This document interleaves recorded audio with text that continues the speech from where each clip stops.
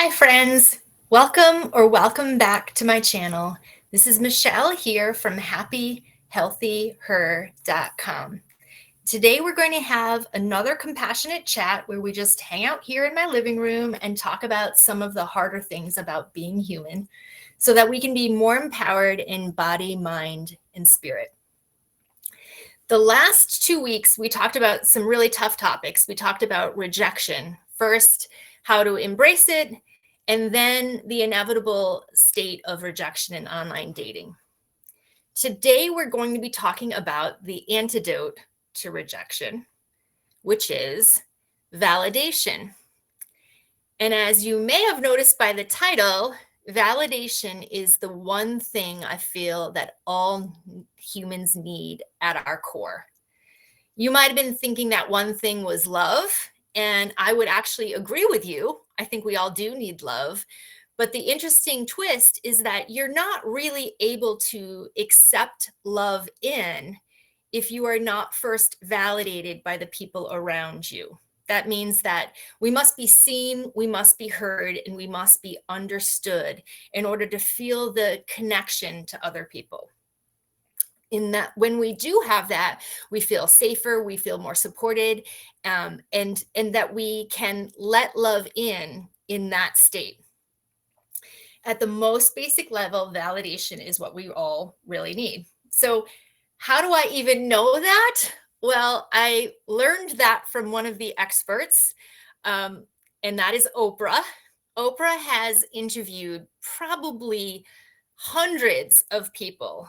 And I used to watch her Super Soul Sunday interviews. It was almost like my church. And in every one of those interviews, she goes in deep, and they're usually like an hour long, and she's talking to spiritual gurus and experts in their field and people who have had spiritual awakenings. And she always asked really intense questions and allowed these people to have a platform.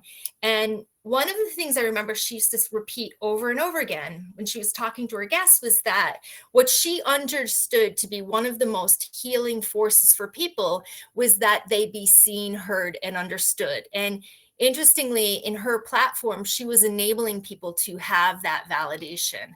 And look at most of the time, anyone who's Oprah has ever touched ends up, their career blows up, they do really well. And so that's sort of a really clear view of what validation can do. So validation is really the foundation for all self-love, for all confidence, and again, as I said, comfort and security. So I have another video, I'm going to post the link below, where I talk about what I got wrong with self-love. And I'm not sure if I actually used the term validation in that video, but that is the piece that previously I used to miss when it came to the self-love.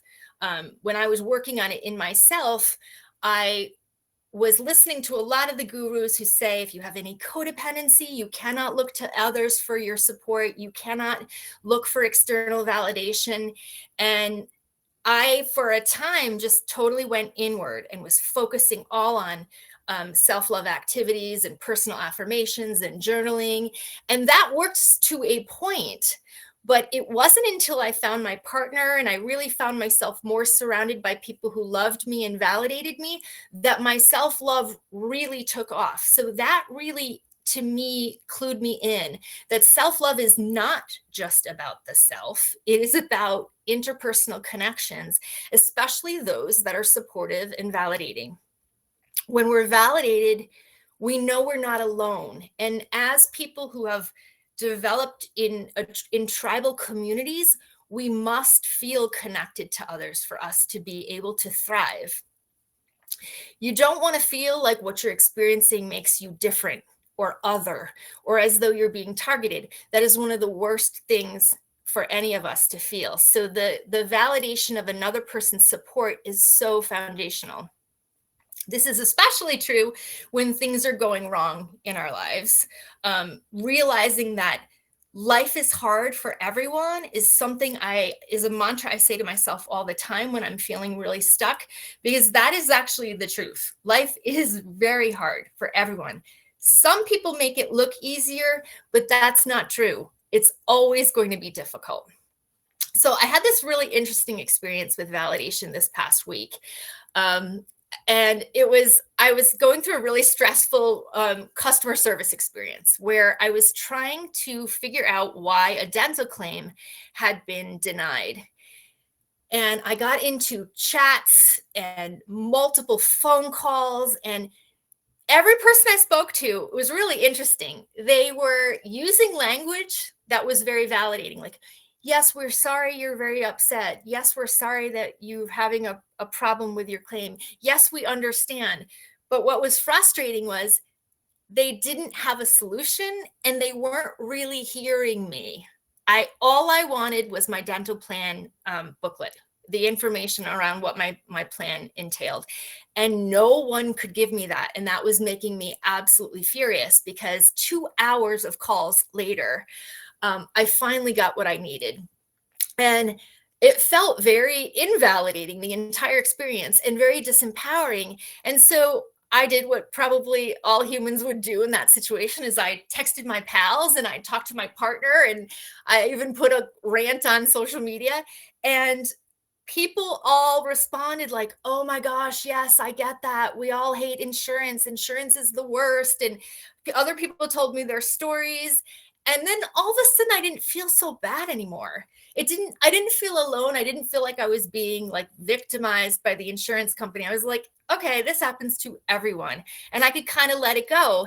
And then even the next day, I talked to one of the people at the dental office where I go, and she validated, oh yeah, this happens to everyone. This is how all the plans are. And that made it even easier. And so I just said, okay, let this go. Like, this is just how it is. And so that was such a powerful tell to me how important validation is for us.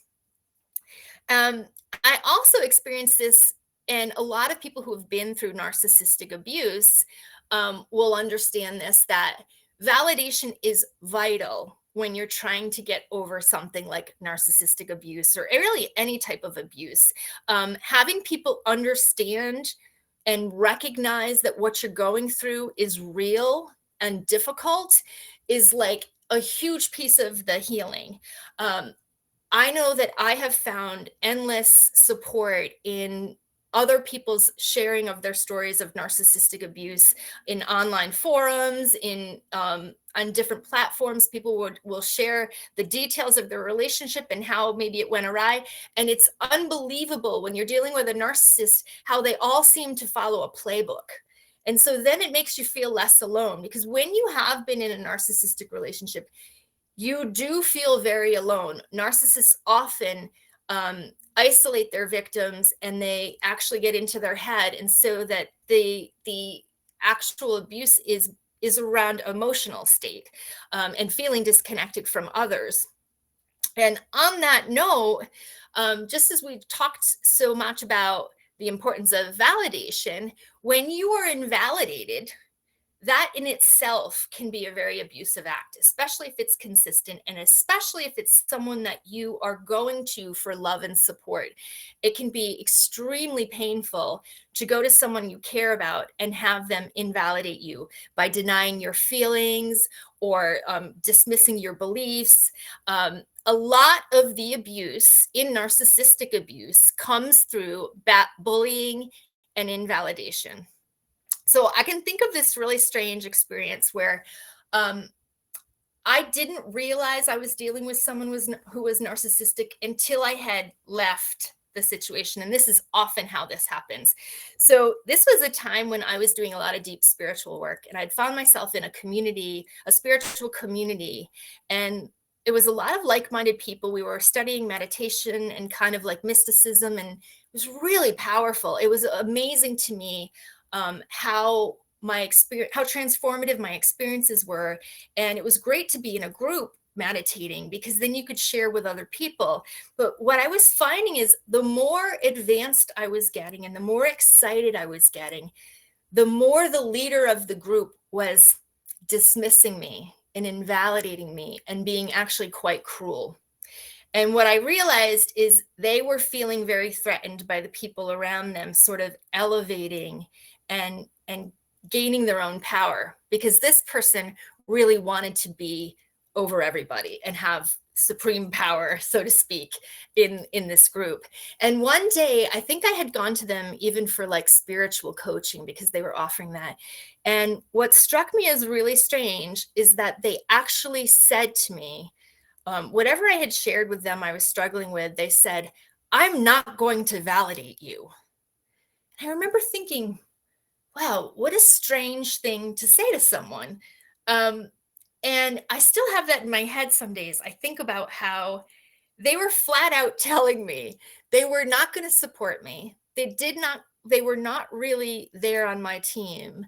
And I had to kind of finally accept that. And just like so many other people who had been in that group kept leaving, there was like a very high turnover of people would come in and then they would leave. And this was a large reason why.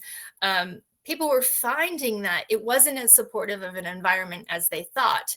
And so again, like sometimes people will tell you right out that they are not going to help support you, that they are going to be more inclined to abuse you than not. So this is sort of an example too that I had in my own romantic partnership. I was in a relationship for a long time, and I remember one particular instance of severe invalidation that was so painful. I had applied to a job and I was really excited about it. And as someone who believes in manifestation and sort of the power of our thoughts and our beliefs, I had asked my partner if we could go out. This was years ago, by the way, not my current partner. I had asked if we could go out to dinner to kind of pre-celebrate. And I think we're enjoying the appetizer even. We were very early into dinner. And my partner says to me, "What makes you think you're going to get this job?" And it felt like being punched in the stomach.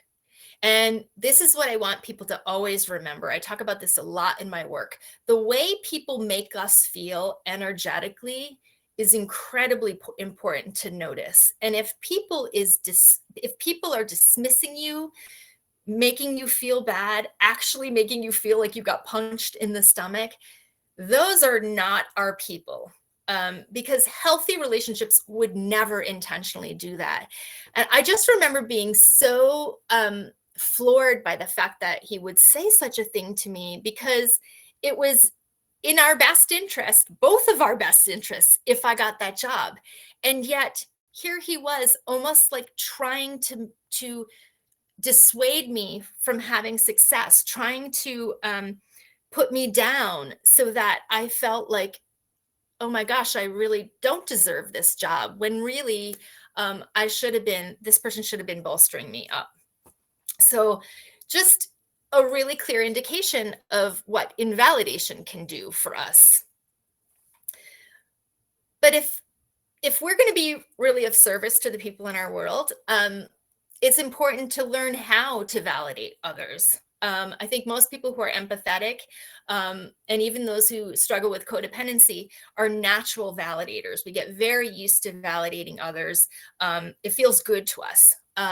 But if this is not something that you have really been aware of and you haven't thought about it too much, I want to go over some quick things that will easily help you validate the people in your world. It starts really with listening with compassion and recognizing that the other person maybe is struggling. And validation isn't always around struggle. Sometimes it's around success. So whatever it is, you're validating and mirroring back to them that you see them, and either you support them or you cheerlead them or you celebrate them, but that you're there with them. That is sort of how we establish connection.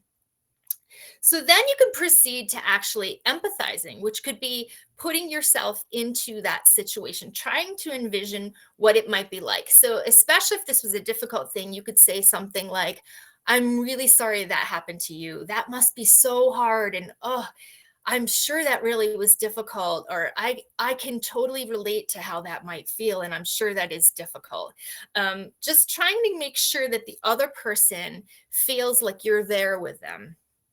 And then trying to find a positive spin is always great. So wow, you handled that so well, or it's a good thing you have a good sense of humor, because man, that could have been a really bad situation for that customer service person.